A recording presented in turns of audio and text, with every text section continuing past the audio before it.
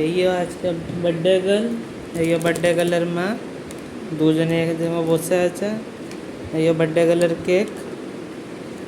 এই যে আমার ছেলে রাহুল পাঠাচ্ছে কেক, আর সব বাচ্চারা আমাকে সবাই খুব মিস করছে, কিন্তু বললে আন্টি তুমি কেক কাটবে, আজকে আমার বার্থডে। হ্যাঁ, তোমাদেরকে সারাদিন বলিনি, কিন্তু এখন আর বাচ্চারা বললে আজকে আন্টির বার্থডে, আমরা সবাইকে বলেই ছাড়বো, তাই কেক তো পাঠালো, তাই তোমাদের সামনে আমাকে আসতেও হলো। ঠিক আছে, আমার মনে হয় আরেক বছর বেড়ে যায়, তো তাই বলতে চাই না, মানে বছর বার্থডে তো সবারই কাছে ভালো হলে আমার কাছে লাগে বয়স তো বেড়েই যায়। এই আমার মা, যিনি আমাকে জন্ম দিয়েছেন, ঠিক আছে, আর এই যে আমার ছেলে আসছে, ছেলে এই যে আ যাও, बैठ যাও, চলো আমরা সবাই একসঙ্গে কেক কাটি। হাত দাও তিনজনে।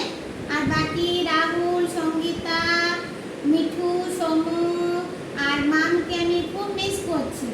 একসঙ্গে আমরা সবাই মিলে কেক কাটছি। হ্যাপি বার্থডে বলবি না কেউ? কি এই তোরা হ্যাপি বার্থডে বল সবাই।